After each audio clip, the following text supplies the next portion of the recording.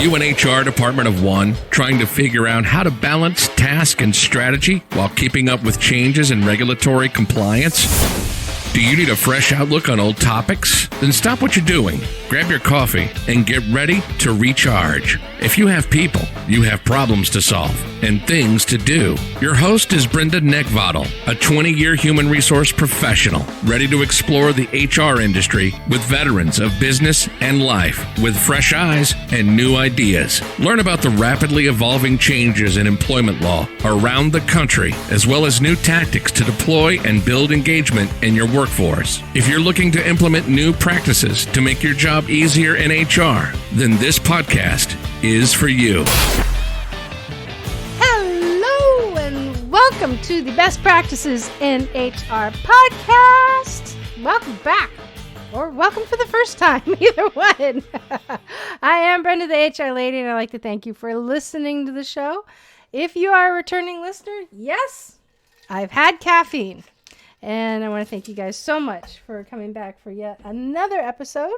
And if you're a first-time listener, don't let my high level of energy freak you out and scare you away, because I'm here to help share with you the strategic and tactical HR knowledge so you can master the what and the how in this field. I am in the human business, and that means a greater number of dynamics in the workplace to balance and manage. And you know what? We got an awesome 5-star review the other day. I gotta read this one to you. It says, I really appreciate the podcast, especially in this unprecedented time for all in HR. And this podcast seems to be designed for small companies with a small HR team. However, I work in just the opposite, and it still immensely benefits me. Great ideas, and this podcast keeps me on track and inspires even on the worst days. Thank you, Brenda, for being our HR guru and inspiring cheerleader. And that is from Taylor Ona. Oh, thank you so much. That is awesome. So, you know what, guys? If you like what you hear, you know what? Give us a 5-star review, because we got really great people out there like her and like you and like him and all sorts of other people that are out there. And you know what happens is that when you do a review like that, you give us 5 stars, it moves us up, and that's how the algorithm works. So other awesome people like yourself can find this. So, all right, the countdown is on. I have it in my hands. I'm literally looking at it right now. Got my both paws and mittens gripped right around it. Can you hear it? Those are the pages of the book that is dropping Friday, June 5th. Best Practices in Human Resources, How to Claw Your Way from Wannabe to VP. That is my book. It is coming out. I am so stoked. You can still get your pre-order copy, or your pre-order copy now. Just go in and buy the thing, will you? I'm not saying it very well. You can go ahead and pre-order on the website at brendathehrlady.com. Go ahead and click shop up at the top, and in doing so, you will be entered into a random giveaway for a care package from me that is valued. It's over $250 now, and it's going to be awesome. Primo merchandise in there, all sorts of really good stuff. Get it. And matter of fact, when you do order a copy of the book, you do get a little goodie from me.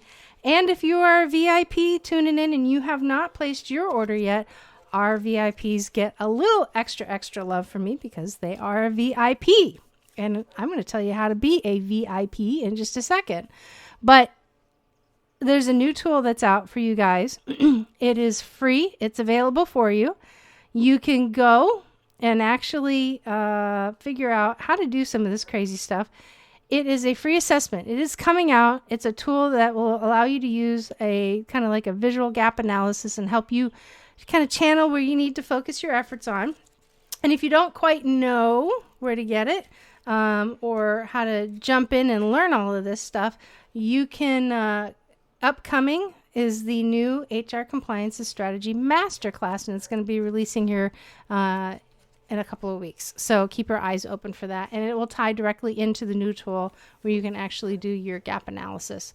And if you want to jump on things and stay up to date, because there's so much changing, it's crazy. I mean, OSHA announced the other day that they have turned around in such a short period of time their opinion and determination about recording any type of adverse reaction to the vaccine. If it was mandated by work, you now don't have to put it on the OSHA 300 log. So it's just stuff that's happening so fast. And really, you know what? The best way to keep up with stuff, if you want to be good in this job, if you want to just like really feel good about the work that you're doing, there's two things that you have to do each and every single day. I have been doing this for 23 years. You have to read and apply. Even if you just get a sense of what's going on, you have to read and then apply. And apply your knowledge and apply your skills. And one of the ways that you can do that is jumping into the HR resource site and becoming my VIP. And you will give you access to the current HR news, which includes 6 major employment news categories, including COVID updates, employment law, legal changes, litigation, collective bargaining and unionization, which is huge also right now. Stuff for government contractors on affirmative action, EEO1 reporting, and OFCCP updates, as well as disability. Now, you get real-time comprehensive updates for individual states on top of that. We're over 100 streaming articles from nearly 70 resources across the U.S. and one in Canada. There's downloadable HR tools, there's videos, there's case law summaries, and you get an invite to join me in Clubhouse. And for Android, you guys can utilize that link, and then once you're in, you're in. So you get to become a VIP, and you get an invite as well. And so we are ramping up more in the VIP territory. It is coming, and can't wait. So all sorts of good stuff. And as a VIP, you also get announcements, early announcements of things that we're doing, things that I'm up to, places I'm going. Wink, wink, nudge, nudge. Yes. There will be something coming down the pike soon, but if you're not a VIP, you're going to have to wait a little while longer. So we got some pretty awesome stuff that is happening, and I've got to keep my mouth shut about it until we get there. All right, so a little while back, we had Will Branham on the show, and he shared with us the benefits of broad-spectrum CBD, which means that it has no THC in it. And if you haven't heard Will's interview, by all means, go ahead and hop over and jump on episode number 78. If you've tried it, it's awesome stuff. If you haven't tried it, you can get 20% off on your first order at nw-recovery.com using the code NAKEDHR. And something about CBD is there's a lot of benefits to it. It does a lot of good for the body in a number of different ways. So if you're considering it, now's a good time to go ahead and reach out to Will. He will be more than happy to go ahead and help you figure out what it is that you need, and he'll be more than happy to usher you. He's got all sorts of kind of topicals. Oh my gosh, I swear I got like the whole line, and it's just, I love it. But the CBD, the gummies are the best, the absolute best. All right, so we have some friends of ours over at Forest Capital Management, which is an independent financial advisory firm, and they help small and medium businesses really optimize their retirement plans. Now, your company's retirement plan is really instrumental to your employees' success in the life after work. And Forest Capital Management can help plan sponsors like you make sure that your 401k or your 403b or whatever your pension is, your program is designed and operated in a way that maximizes success for your employees. Now, to learn more or to actually talk to an advisor on how you can improve your retirement plan, you know what? Hop over to the website at forestcapitalmanagement.com. And again, I'm going to give you that website address. It is forestcapitalmanagement.com. And you'll be able to learn more about the services that they have and what can actually benefit for you as well. All right, so we're going to get into the meat of all this today.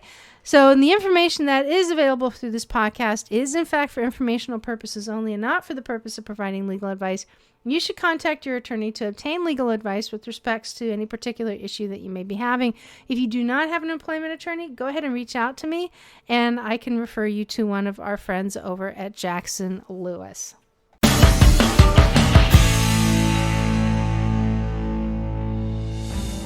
There are approximately 2,500 members of the U.S. Special Operations Community who transition out of active duty military service every single year. The Honor Foundation has dedicated its mission to serving these elite individuals on their journey to prepare for life once they take off the uniform. In the past few years, we've begun our own journey to reach this number, launching 3 physical campuses in San Diego, California, Virginia Beach, Virginia, and near Wilmington, North Carolina, along with a virtual campus to reach members of the community anywhere on the planet. I spent 26 years in the Special Operations community as a SEAL. I graduated from THF's program, I served on the board of directors, and now I'm proud to lead this organization into the future to continue assisting these transitioning service members and their families. Our dedicated team, our world-class program, and our incredible tribes of supporters are standing by to help THF alumni and future fellows, and are committed to providing the best possible support system and resources to better serve this community. Our vision for the Honor Foundation is clear: to impact every transitioning service member from the U.S. Special Operations Enterprise through our programs and support, and to be a catalyst for overhauling the entire DoD transition program. It's a big task, but the community deserves it, and we're driving full steam ahead to make this a reality. If you've been inspired with what the Honor Foundation's done in the last 5 years, I welcome you all to join us as we craft the next chapter in defining what it means to serve others with honor for life.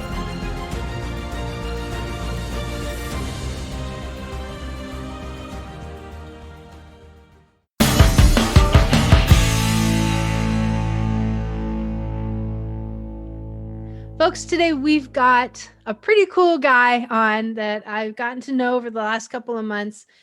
He is a best-selling author as well, and we play together down in Dallas when we come in. We come in once a month to do a fly-in and do a meet and make really great things happen. I'll actually see him next week as well, and by the time we get this recorded, it'll probably be done. But I'm expecting it to be an incredible event. And really excited to have Tomas Keenan on. Thank you so much.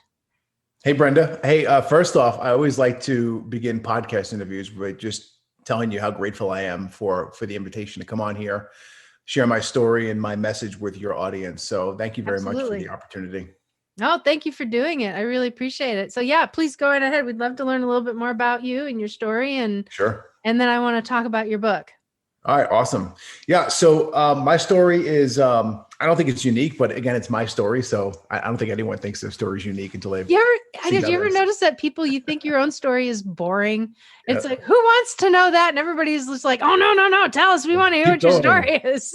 So true. So true. So I started off basically being born and raised Long Island, New York. My parents divorced when I was 4. Mom pretty much raised me. Dad taught me exactly what not to do as a dad. Oh. That's the long and the short of it right there. By about the age of 16 or 17, my mom was like, hey, look, listen, you need to go with your uncles because I need to go out and make some money and basically make ends meet for our family, which is me and my mom at the time. So she would stick me with my uncles.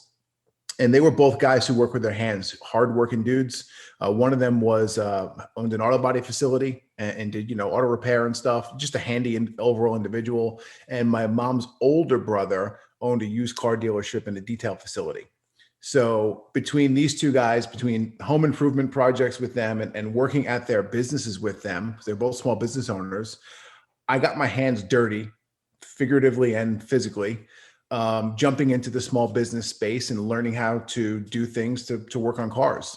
And pretty quickly, I realized that I loved automobiles, but I wasn't in love with auto body. I wasn't in love with auto mechanics or cleaning the vehicles. It was all cool. I was grateful that I had the opportunity to learn that, but there wasn't a real passion there. And it wasn't until I was about 17, I met a kid who was a little bit older in high school. And this guy had an audio system in his vehicle. I'm like, wow, this is the coolest thing I've ever seen in my life. It's got this big music and loud speakers and all this craziness going on. And then it dawned on me that, wow, there's actually a business here. You can combine those two things. You can combine the automotive space and you combine the car audio. And okay, well, let's look into this. And that was it. It was game over for me. Wow. So started doing everything I could to physically go in there and learn as much as I basically taught myself as much as I could teach myself. Fast forward here, my senior year of high school, and I was not a good student. I'll tell you that right up front. School just wasn't my jam whatsoever, and it still isn't to this day. I'm more of a person. I learn what I want to learn when I want to learn it, and if it's forced down my throat, I don't respond too well to it. Yeah. So I know that feeling. Check. I I had to take an elective it was the last semester or so of my senior year, and I needed to take it in order to graduate.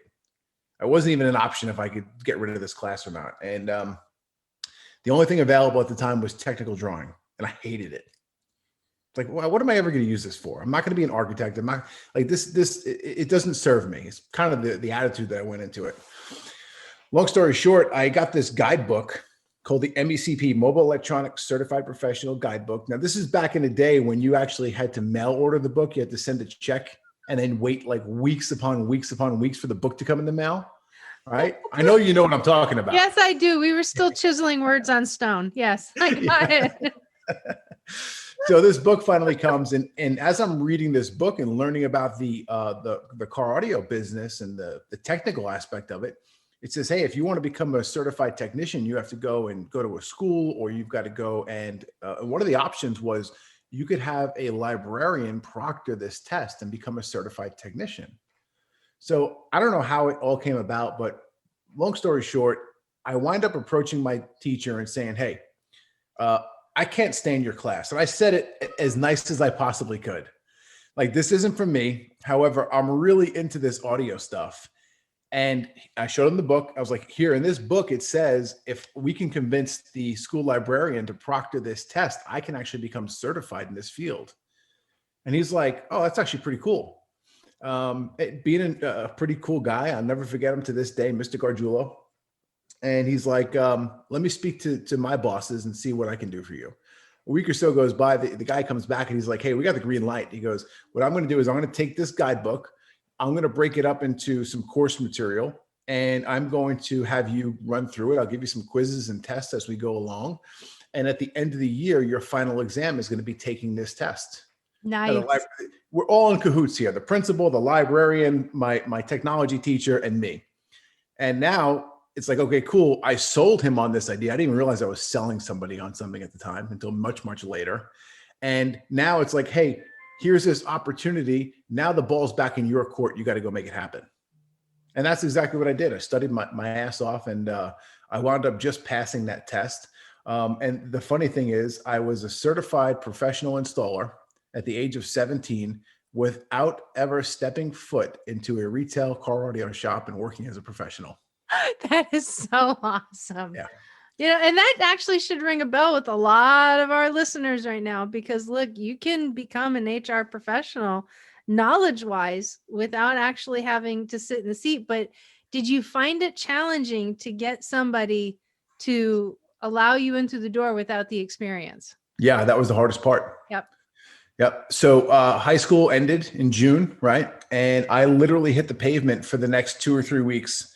And I went door to door to every local car audio shop that I could find looking for a job.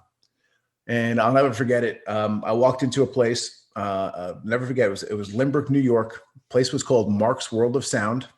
Doesn't exist anymore. Walked in there and I said, hey, you hiring? I'm looking to, I want a job as an installer. That's the term used for the role. And the guy's like, no. He goes, I'm not hiring, but I can give you some advice. Okay, cool. I'm dead set on this mission. Like, I'm going to get a job in this field no matter what. Like, I've already made up my mind it's going to happen. Mm-hmm. And he's like, all right. He goes, I know you're looking for a blue collar style job. You're going to come in here as an automotive installer or technician in this field. He goes, my word of advice to you, he goes, is come in dressed up a little bit nicer. He goes, not that you're sloppy. He goes, but dress above the role. Okay. I went home and I probably had on, it was warm. It was June. I probably had on shorts and a t-shirt at the time and sneakers, right? Went home. I put on a pair of tan slacks. Okay. Like, just totally not me whatsoever, but I had them. Something my mom probably forced me to have in a closet.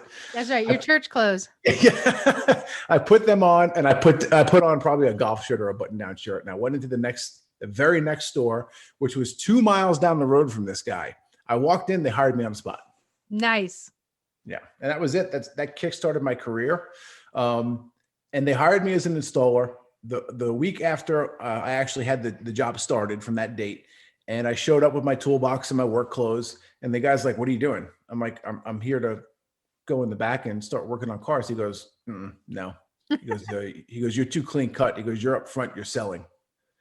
And I was pissed. I was like, dude, like, that's not what I want to do. But it's funny. That's what I needed, because later on in life, those sales skills that I developed at that front counter helped me out tremendously. So pretty cool.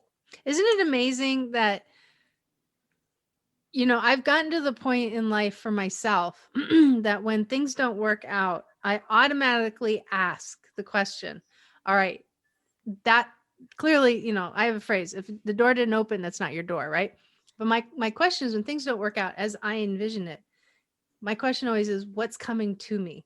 Because something is on its way, and it's very obvious I need to do something to get prepared for it. So what is actually coming to me? And I look at that in a number of different ways. That's exactly what happened to you, is that you had this vision in your head, right? You envisioned it, you were frothy at the mouth for it. And then all of a sudden they put you in another position, and you probably didn't look at it as, where's the lesson and where's the blessing? And the lesson is that this is what you needed. And that ultimately became the blessing, right? Mm-hmm. So, that's, look, I talk a lot about HR stuff on here, but it's important for people to hear other people's stories like yours and how you got to where you are, because success is never a straight line. Mm-hmm. It's never a straight line. And so once you start getting really comfortable with that, and you're able to move with the changes in life, because you're either going to move with them or life is going to tumble you along, whether you're kicking and screaming, you might as well go with it. But know the difference between life taking you down a designated path and the difference between, like, get out of your head about like, oh, this is never going to happen. You can't just give up, right? Mm-hmm. And a lot of people give up. You get their first no, and they're like, oh, okay, not for me. Yeah, I'm not done. going to happen. That doesn't work. My deal with that is that if I get the first no and I give up, it means that I truly didn't really want it. I wasn't that into it. And there's been other times in life where there is no such thing as no. Mm-hmm. Yep. It's like, hey, you may be telling me no now, but I guarantee you I'm going to get my way. And I don't want the listeners to think like, hey, that's a cocky perspective to have. No, that's just somebody who's got a lot of drive, a lot of resiliency, right, and who has that vision that others may not see at the moment. Right. Exactly. I mean, look at your situation. Like, you went in, you had a guy that recognized your capability. He didn't have a position, but then you got feedback, Mm-hmm. And life gives you feedback in a number of different ways. And that's where, if you are truly, truly, truly like committed to doing what you're doing, and it's not just like a whim, right? You're going to get feedback in some form and format. In this case, you got direct feedback from somebody say, hey, you know what? Take it up, take the dress up just a little bit. And you'll probably have some more success. And that was probably some of the best advice that you got at that time. Yeah. And looking back at it too, the speed at which that success came into my life after making that slight change was pretty wild. And that really just kickstarted my whole career in that field. I wound up spending 23 years in that field from that point forward. Yeah. So you did that for 23 years. Yep. Yeah, in total. So car audio business. I worked at this place that gave me the job from 17 to 19, so about 2 years. And I got to the point where I did, by the way, me being hard-headed and not giving up, I did work my way to the back. There you go. Which one did you like better, the front or the back? The back, hands down, at the time. So I got to a point where technically I had done all I could do. I trained myself as much as I could train myself, and me always wanting more and wanting better. And that's a blessing and a curse at the same time, I believe. Right. I said to my mom, who's not thrilled because at this point I've dropped out of college and I've dedicated all of my time, energy, resources, and like all of my learning has gone into this field. So she says, okay, cool. I see you're done with school. I'm not thrilled with it. However, I'm here as your biggest supporter. What is it that I can help you with? So I said, look, there's a trade school in Boston, Massachusetts. It's not cheap. I said, but I'd rather go to this trade school than invest in college. Like, this is something that I see my future in. This is something that I really, truly have a passion for. I love it. And I want to go down this road. So she says, okay. So my mom at that point in time, I don't know how she did it, but she scraped up some money and off to Boston I went. And I spent, I think it was 3 months working at this trade school. Not working, I was a student at this trade school.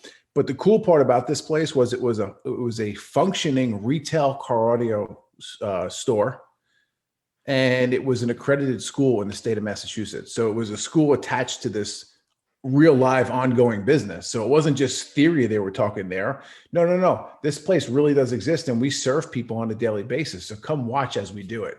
So not only did I learn the technical aspects, not only did I learn the fabrication aspects, I started to learn some of the business aspects and the way that they were doing things there. And this place was far ahead of the curve as far as, the time frame and the way that they were doing certain things. So much so I got back to New York thinking that everyone and all the shops in the New York region were doing things at that scale, that speed, and it just wasn't the case. It was a bit of a culture shock. So I came back to New York, landed my first job, and I should say my second job, and started working at that facility. Worked there for 3 years, and at the 3-year mark, I decided that I knew more than my boss. So wound up leaving him and starting my own business with $300 in cash in my pocket. Wow. Yeah. And I think a lot of it was because I wanted to prove a point. I definitely was young, immature, and didn't act and respond in probably the best manner. However, put all that aside, I still had that vision. I knew what I wanted from me. So yes, I didn't act accordingly. However, I knew what the end result was for me and what I wanted, and nothing was going to get in the way of me going after that. So I went after it. I started that business. It lasted 5 years, and I burned it to the ground, literally. not flames, but I killed the business because I was the technician in the company and only the technician. I knew nothing about systems and processes. I knew nothing about HR. I knew nothing about hiring. I knew nothing about, accounting, none of it. I knew how to put the crap into the vehicle in the shop. That's what I knew. I knew how to sell the gear to the customer. That was it. That was the areas or the veins of the business that I was comfortable in, because that's where I had experience working for others. Yep. You just knew the front end. You didn't know the back end. Correct. Right. Correct. It was a big culture shock to me at that point too. It was like, oh, wow, I didn't realize all of this stuff was needed. Oh, we have to pay sales tax. Oh, that was a good surprise the first quarter. So it's a humbling moment. Yeah, very humbling, very humbling. Just, very naive, young, dumb. And, I thought I knew more than everybody, but honestly, I didn't. But at the same point in time, I wouldn't go back and change anything because it forced me to learn so fast. It was, hey, you either learn this now or you're dead tomorrow. Like your business is dead. And I wouldn't allow it. Ultimately, it did happen, but it was for the better. So that business, 5 years, I had to throw the towel in. I was just losing money rapidly. Went back to work for someone for a couple of years, got back on my feet, got myself out of personal debt. That business, by the time I was done with the first business, I was about $86,000 in personal debt. And I was like, wow, this is a big hole that I've dug for myself, and it's time to get out. And that's one of the reasons that I threw the towel in and went to work for somebody, went back to work for someone. It's funny. If you look back at my career, it seems to be 3-year stints here and there, 3 years, right around. So I don't know what it is. Something around that 3-year mark is when I either outgrow the person, and I don't mean that in a bad way, or it's just time for me to move and go absorb information from somebody else. So I put 3 years in at this place, wound up getting married to my wife. And this is July 2009. By September 2009, I had started my next business with my business partner and had left that company. And we kind of switched gears. So I had been in the car audio business my whole career up to this point, and I still stayed in the 12-volt mobile electronics field. But instead of focusing on car audio, we started focusing on fleet installations. So we did GPS tracking, dash cameras, backup cameras, but we weren't doing it for Joe Blow, who just bought a new car at the dealer. We started doing it for the beverage distribution center in town that had 150 trucks, and we go do all 150 trucks. So it was It was much larger projects. And one of the things that I learned, we went from a B2C business, a business to consumer, to a B2B business. And in the car audio game, a lot of times we'd have a retail customer come and you'd quote them on a big audio system. Hey, this is a $10,000 job. And they go, oh my God, who has so much money? Now we shift over to the business aspect and you quote a fleet $10,000 to install backup cameras and they cut you a check on the spot. Yep. So I'm like, wait a second here. We may be onto something. And that basically just got the wheels to working. Full transparency, I was never that passionate about the GPS tracking industry. However, I saw the opportunity that was there and I had a skill set that allowed me to excel in that field pretty rapidly. Right. Started building up the business with my partner and we started getting bigger contracts. And then it came to a point where it's like, okay, it's just the two of us. We're the ones doing all the work, top to bottom. Okay. Front end, back end, everything. And we're working 16, 17, 18, 19-hour days. We don't have time for anything else. Like we have to bring other people in here in order to basically just start taking some of the weight off of us. Right. And we did it. It was not clean. It was not smooth. But again, neither of us knew any better. We were just technicians. We weren't real business owners, if you catch my drift. Totally. So it got to the point where it's like, okay, I see there's something that's pretty big here. We have an opportunity. However, I'm not smart enough to know how we should best go after this opportunity. So just like I did previous in life, I went to a trade school to learn more about it from pros. Who can we go find who's going to help us take this business to the next level? And that's when I started going in and looking at and kind of researching masterminds and business coaches and that kind of thing. And it led us to a local business coach who's the first thing the guy said. He came in, we hired him. He's like, all right, cool. If you're going to work with me, you're going to read. If not, I'm going to walk out and we'll go our separate ways. And at first it kind of rubbed me the wrong way.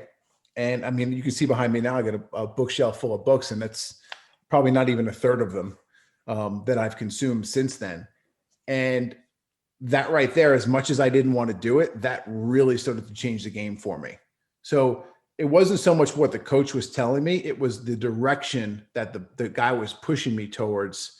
And I was discovering things on my own because of that push. And that's when things started to get good. It expanded my mindset pretty rapidly, started learning about a bunch of different things. It wound up getting me in front of the Break Free Academy team. As you're a member over there, I started as a member as well and kind of worked my way up through that organization. And here we are today. And not only am I, a member of the organization, but I'm also the COO of Break Free Academy. So I went from, being a customer, and now I'm on the inside of that team helping run the machine. That's awesome. I love that. So you had a company. Is the company still in existence? It is. I sold my half of it. And I actually, I guess it was May 2020, as COVID was still pretty heavily impacting us. I went through some personal changes, I would say growth of myself, and said, okay, I need to make some changes in life. And a couple of the things that I came to realization was, and one of them I just told you, like, hey, I didn't have a passion for this business. Yes, it's great. We had, from that point forward, my partner and I, we had built the business to pretty much operate without us. I didn't have to go in every day and push the buttons and pull the levers and make things happen. A paycheck showed up every week, no matter what I did. Right. But I didn't feel fulfilled. Right. I'm dealing with customers who don't necessarily want to deal with me. They're required to deal with me, whether their insurance provider has said, hey, you have to have this stuff in your vehicles, or the federal government has come down and said, hey, you need the e-log device in your over-the-road truck. Go buy the stuff from these guys and let them put it in. You don't have a choice. So I wasn't really dealing with people who wanted to deal with us. And that was, honestly, it was disheartening after a while. And I said, you know what, this is good. Okay. And you've been around me long enough and my feeling on good. Good is just the robber of great. I know that I could do more in this life. I can impact more people in a more positive, powerful manner. If I continue to stay down this vein of good, it's never going to allow me to go ahead and do that. So as good as it is to collect this paycheck every week, I need to basically amputate that financial limb and go do something else. So And go ahead. no. Go ahead. You finish and then I'll jump in. Yep. So I had the conversation with my wife and I said, hey, you know what? We've been talking now for 2 years about moving out of state. We're still living in New York at the time, Long Island. And I said, there's more opportunity for not just us, but for our family. We've got 3 small kids at home. There's more opportunity in other areas. What do you think about it? And I didn't even have to sell my wife on that conversation because we had talked about it as a solid couple for over 2 years at this point, but we had taken no action. That was what it came down to. Yeah. And we both knew, like, you know what? The writing's on the wall. It's time to get out of the business. It's time to move. It's time to go create something that's going to allow us to leave a legacy for the kids. And that's what we did. That's so cool. So looking back in your days when you were owning that business, and this is a really great takeaway for HR folks who are listening right now, how protective of that business are you? How protective was I of that business? How protective of the business were you? It was everything. Yeah. Yeah. I mean, that business was everything for us. It was my financial livelihood, and I looked at it bigger too. It was a bigger picture than that for me. So we had 20 something people working for us. And I looked at it as a massive responsibility. So I always looked at it this way. Okay. My title here is the CEO of this company. Cool. Whatever. Right. It is what it is. It's just a label at this point. As the top dog in the company, I'm responsible for every other person that is in this organization. So look at the org chart, every single person that is here. I don't care what position they're in. I don't care if someone's above me, below me, left, right, doesn't make a difference. If they're on this organizational chart, they are my responsibility. But let's compound it a little further. Not only are they my responsibility, their spouse is my responsibility, their children are my responsibility, their mortgage payment is my responsibility, their car, everything, their car payment. If they've got grandma living with them who's, not doing well or is in the older ages of life, guess what? She's my responsibility too. So yeah, I was super protective of the company because it wasn't just me. Yep. So stay with that train of thought for a second. And so you probably didn't have an HR person, I'm going to guess. Nope. But if you did, and you had somebody and being a relatively new first time, now successful CEO, because 20 people, that's a success, I mean, even though you started a business and it didn't fail, it was still a success because you learned from it. Right. Sure. And so now you've taken this to this level. It's I wouldn't call it a cash cow, but it's making money. It's taking care of people. You're taking care of your team. And then you have an HR person that comes in that's kind of flustered and panicked and say, hey, listen, we're out of compliance on this. But they don't really know how to sell it to you. What is going to be your reaction when you hear something like that? The biggest worry, because usually compliance to me means I got to spend more money. There you go. Okay. That's the biggest worry. So, we're out of compliance. Well, how out of compliance are we? Exactly. Are we just a little or? Yeah. Are we just a little? Are we in a gray area? Or are we like, is this black and white here? That's right. Or am I expecting leg shackles? Yeah. Tell me. Yeah. No, seriously, that would be my first question is, okay, how much out of compliance are we? And what's the risk level? Is there a way to mitigate this risk? Can we kind of circle around this? Is there a loop? I'm just being transparent here. Is there a loophole that we can use? Do we need to go set up another company? Do we need to go? Listen, I'm just saying this because these are all things that happen in real life. Yeah. Right? Do we need to go and register something in a different state? Not saying it's right or it's wrong. Yeah. Right. But this is stuff that goes on and don't think it goes on just in small companies. This goes on through the big companies too. Right. Exactly. And this is perfect because one of the messages that I've been talking about for quite a long time, and one of the challenges that HR people have is actually selling their HR agenda to a entrepreneur or to a CEO. And your reaction, your response to that is perfect because that's exactly what most CEOs go through, right? They want to know these questions. They want, that's the first thing. So if you had a preference And we had Bedros Cooley on. He was on, and I flew out to California and we did the 100th episode filming in a studio over there. And he talked about how passionate he was about his business, and that if you're coming to him and it feels threatening, man, he's not going to have a favorable response, right? So I'm trying to educate and trying to help folks understand, like, how can you sell your HR to your own CEO, to your own boss? And this is one of those things, and how you're coming about it is perfect. So if you look back on those days, even as a CEO, a COO now, if you look back on those days, how would you prefer somebody to come and talk to you, so that can give our audience and our listeners the opportunity to think through? It's like, okay, I need to hone in on my approach. Don't just listen to what Brenda's saying. Take it from somebody who's in the seat and who's willing to talk about it. Trick question. Number one, you got to know the personality of the person. Right. So for me, I'm data driven. So come at me and give me the numbers. Tell me, give me the proof of why we need to do this and what's worst case scenario if we don't. Whereas, someone, for instance, like a gentleman like Ryan Stewman, where, he's going to want to know the numbers, but don't come in there and pour the data in front of him, because you're just going to piss him off because it's going to take too long.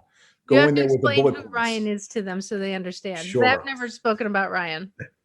So Ryan is the CEO of Break Free Academy. He's a phenomenal individual. He's someone who I've looked up to, and I've actually paid this man countless money to coach and mentor me through my companies.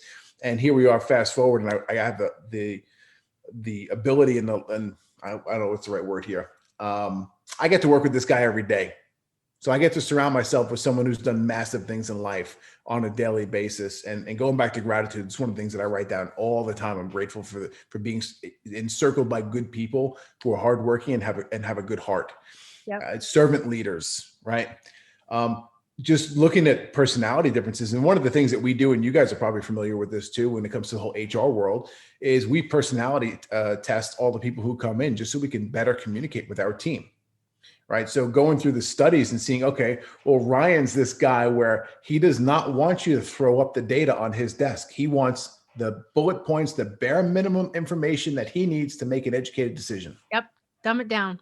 Yeah. Dumb it down as simple as possible. So you know what? Come to me, give me all the data you want. We'll make the decision. And then if we need the ultimate thumbs up or thumbs down, we can then take that bulleted list and go into Ryan's office and say, hey, this is where we're at. This is what we need you to make the decision on. Yeah. And I want to point something out about Ryan too. Ryan's a little edgy. What makes you say that? Ryan's the kind of guy that you better be prepared not to blush around. That's for sure. And he's great, but he's a great human being. But here's the thing about Ryan is that Ryan is an incredibly generous individual. But when it comes to business, I mean, this man has built a 9-figure business, not 6, not 7, 9. And he's done it more than once. Mm-hmm. And so, he knows his stuff. And when you've got somebody that builds a 9-figure business and the empire is still looks like and is set up like a small business empire, right? You're not talking to somebody who's worried about, a $4,000 fine from INS because your from ICE because your I-9s aren't done. He's worried about, oh my God, a 3-year Department of Labor audit where I have to go back and pay back pay penalties, right? He's looking at the bigger number. Yeah. So that means that when you're dealing with somebody like Orion, he's not going to want to hear your small problems. He's going to want to hear, how is the issue going to impact the organization?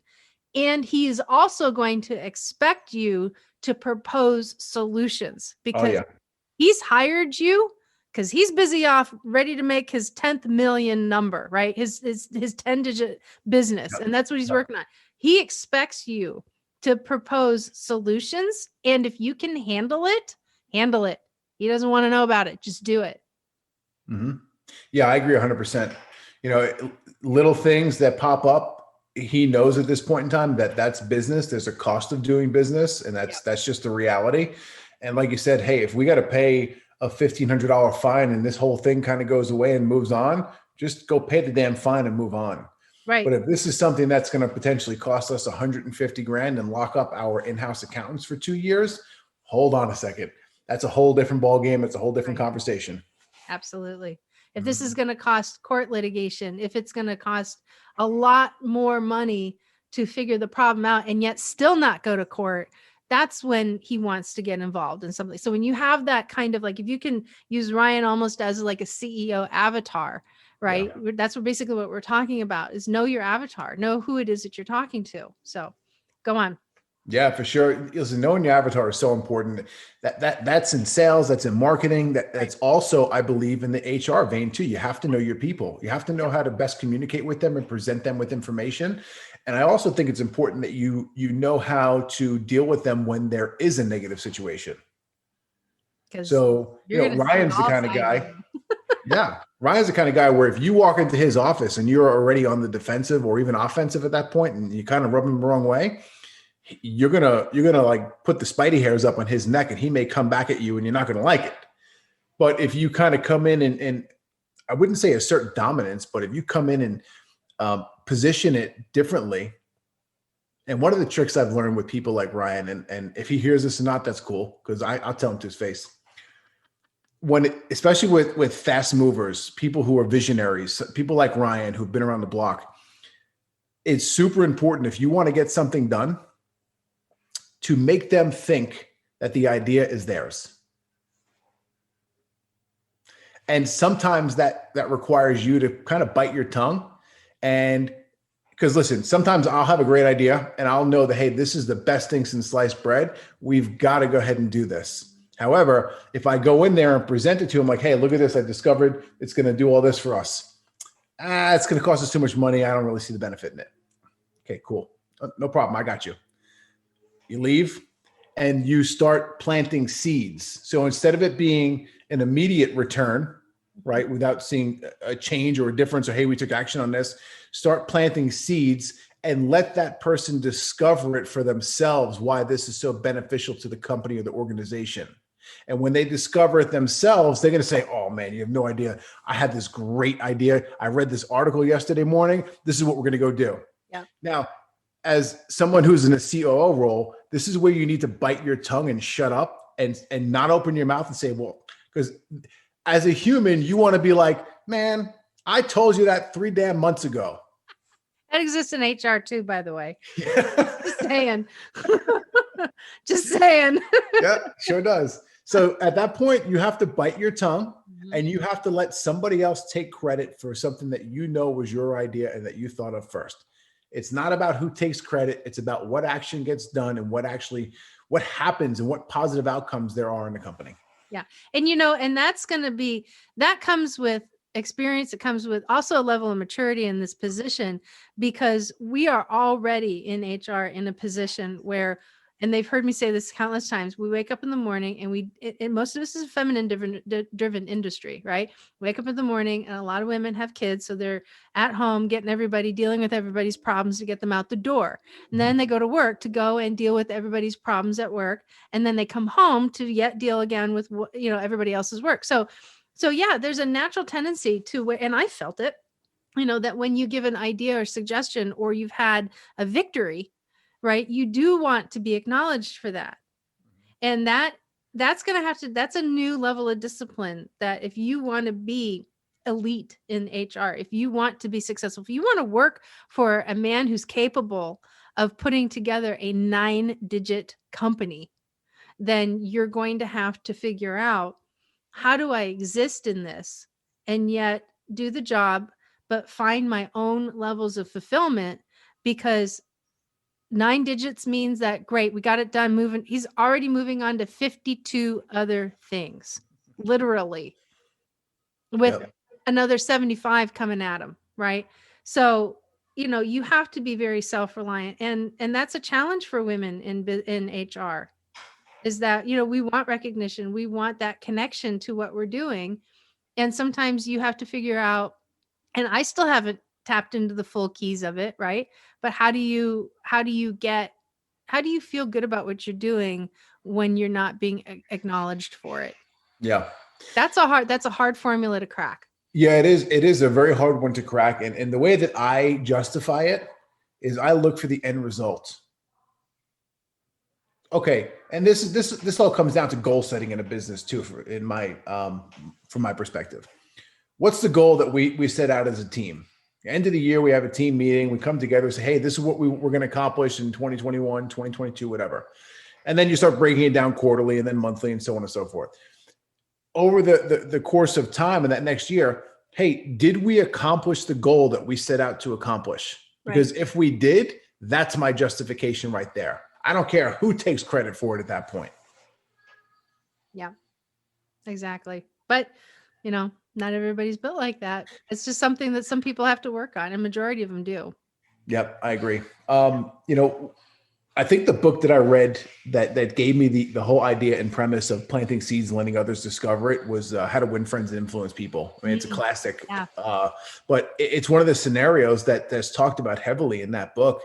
And it's probably the biggest takeaway that I have from reading that book years and years and years ago at this point, which reminds me, I probably should go through it again. Yeah, that's one of the ones that you brush up on every now and again. There's a couple of them. That's one that I do as well.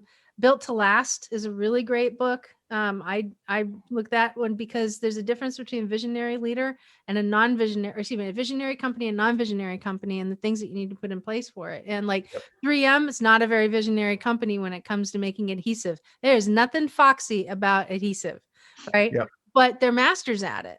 And they are successful every business life cycle that they have because they've got that mindset, that mentality about built to last, right? So look at that. Another one of my favorite ones is it's actually called Beyond the Babel.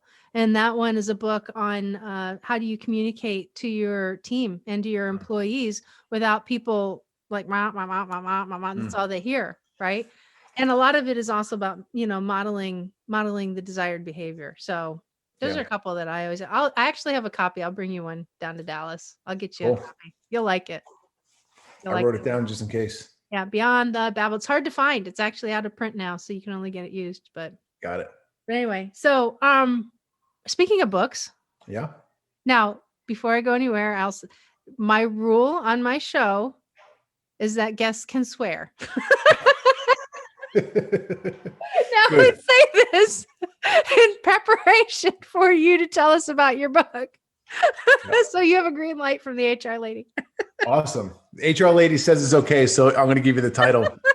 So I have a title, and as you've probably guessed at this point, it's got a 4-letter word in it. The book I wrote is called Unfuck Your Business. And, honestly, I had the idea one day. I was listening to an audiobook. I was on the road all day long, and I cranked through this audiobook. One of my hacks, by the way, for getting through audiobooks rapidly is to increase the speed. So listen to Donald Duck narrative. Yeah. I mean, listen, coming from New York, I can listen to people talk fast all the time. So 1.5x, 2x, and I'll zip through that book in record time. So I get through this book kind of as I'm backing into my driveway that day. And I'm like, man, it'd be really cool one day to write a book. And I literally smacked myself in the back of the head. I'm like, come on, man, it's just a pipe dream. Never going to happen. It's funny because fast forward 6 months, I get into Ryan Stewman's company as a client. And I look around and I say, oh, this one wrote a book. This one wrote a book. This one. The guy who owns the company has 14 books he's written.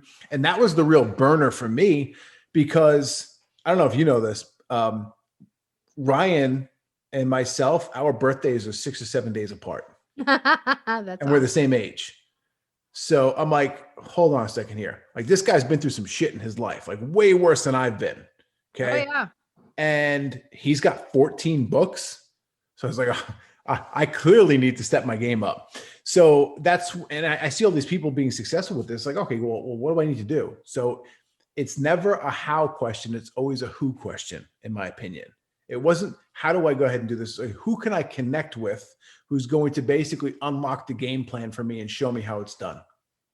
And that's what I did. I went out to the network and hooked up with an editor who helped me go through the whole process between outlining the book, writing the book. And she's like, what do you want to write this book on? And I had no idea. I was like, I don't know. I have this want to write a book. And we literally had a conversation like you and I are having right now. And after about 3 or 4 of those conversations, she comes back. She goes, I think I've got an awesome outline for you. That's going to be your book. And I was just telling her stories of stuff that had happened to me in my life, both personal, professional, business, non-business, relationship with my wife, relationship with my business partner at the time. And she comes back and says, hey, here's your outline. Let me know what you think. And she nailed it. Round one. I was like, oh my God. So I got to work on putting the content together for the book. And basically, I wound up putting it all together. And that's when I saw the vision of somebody else. Like, oh, wait a second. Cool. Now I see this vision. I can go ahead and improve upon it. I can expand upon what is the bulleted list here on this outline. And I said, you know what?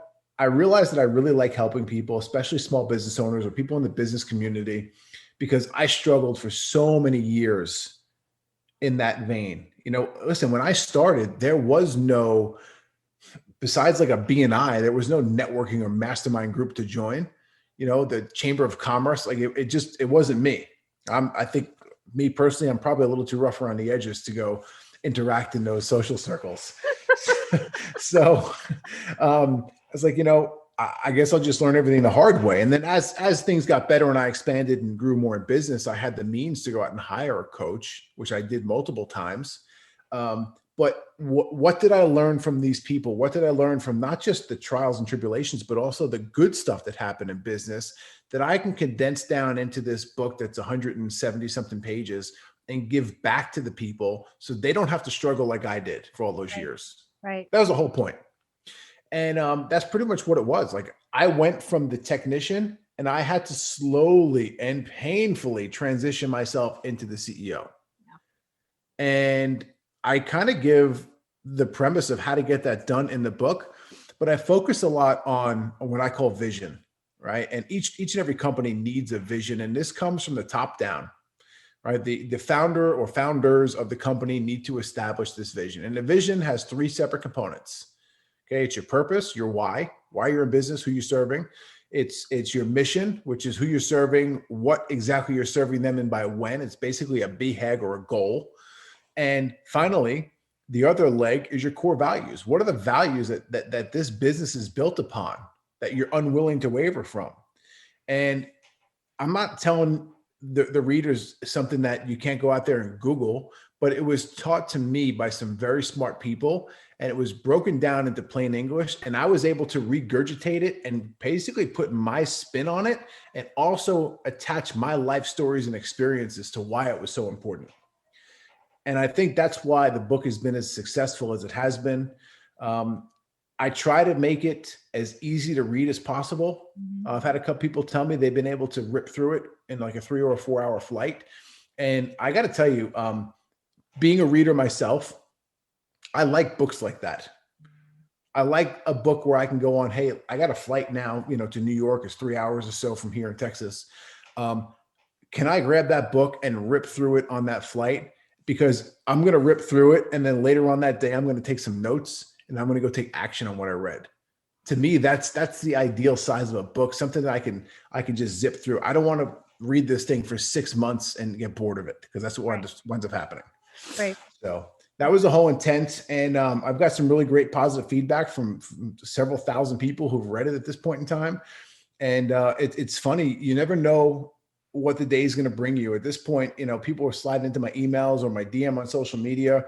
Hey, just finished your book. You know, it's really powerful. Or, hey, I read your book 6 months ago and I started implementing the stuff that you talk about that I learned. And oh my God, you have to see this massive win that I had because I followed your simple steps and directions. And that right there makes all the hard work and all the work that I put in for the 8 months in writing the book, it made every bit of it worth it. Absolutely. Yeah, it's good. So, you know, I have a book coming out. We've been talking about it. I can't wait to read yours. Yours is actually on deck. So it's coming up for me. But this is a kind of a neat opportunity because I haven't shown anybody the book cover yet. You ready to see it? Yep, let's go. You ready? All right, I gotta share my screen because everybody who'll be watching this, because this is one of the few episodes that I'll do with video. Here it is. Ta-da! Love it. Very super excited about that. Congratulations. Thank you very That's a much. big deal right there. It is. It is. I can't wait. June 5th is the big day. That's awesome. Yep. You know, it's pretty similar to my launch day. I launched in June of 2019. I can't remember what exact day it was, but if I go back into my Facebook history and whatnot, I guarantee I can You'll find it. That's awesome.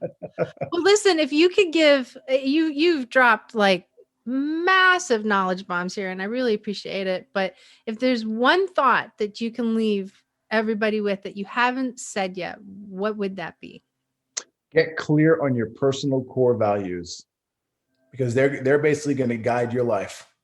Yep. Not all business, not every opportunity is a good opportunity, and they come at us when we least expect them pretty often. And if you don't have that established set of values in place, you have nothing to judge those opportunities with. Love it. Love it. Thomas, thank you so much for joining us. Where can they find you if they wanted to follow you?